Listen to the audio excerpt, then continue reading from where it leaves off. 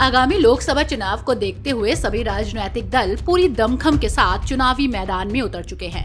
वोटरों को साधने के लिए तरह तरह की योजनाओं की घोषणाएं की जा रही है और ऐसे में राजस्थान में भी कांग्रेस और भाजपा ने उम्मीदवारों की पहली सूची जारी कर दी है। इस बार के लोकसभा चुनाव में कांग्रेस भी काफी एक्टिव मोड में नजर आ रही है। विधानसभा चुनाव में करारी हार के बाद से ही कांग्रेस काफी सक्रिय है और लोकसभा चुनाव में ज्यादा से ज्यादा सीटें जीतने के लिए समीकरण बना रही है।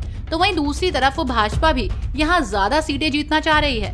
अब ऐसे में नेताओं के बीच आरोप प्रत्यारोप तो शुरू ही हो गए हैं। आपको बता दें कि राजस्थान और भरतपुर की लोकसभा सीट पर बीजेपी और कांग्रेस दोनों पार्टियों ने अपने अपने उम्मीदवारों की घोषणा कर दी है। जहां भारतीय जनता पार्टी ने पूर्व सांसद रामस्वरूप कोली पर भरोसा जताया है, तो वहीं कांग्रेस पार्टी ने संजना जाटव को टिकट देकर चुनावी मैदान में उतारा है। इस बीच टिकट मिलने के बाद भरतपुर सीट से कांग्रेस प्रत्याशी संजना जाटव ने भारतीय जनता पार्टी की केंद्र सरकार पर जमकर हमला बोला।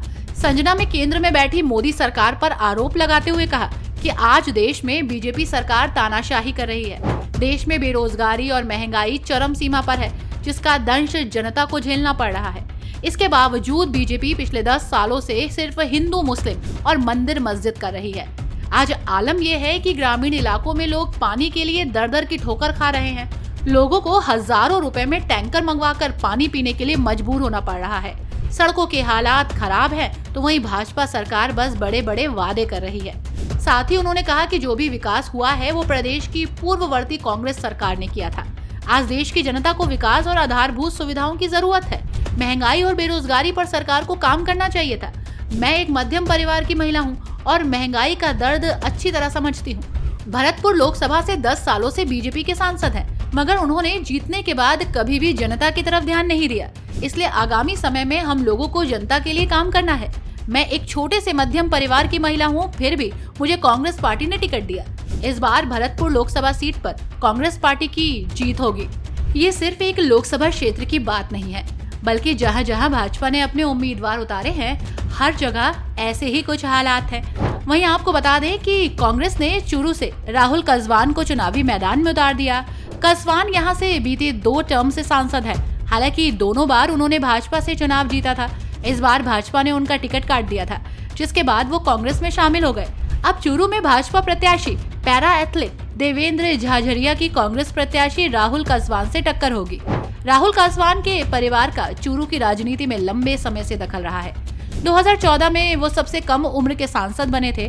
राहुल कसवान के पिता राम सिंह कसवान भी 4 बार विधायक और 1 बार सांसद रह चुके हैं।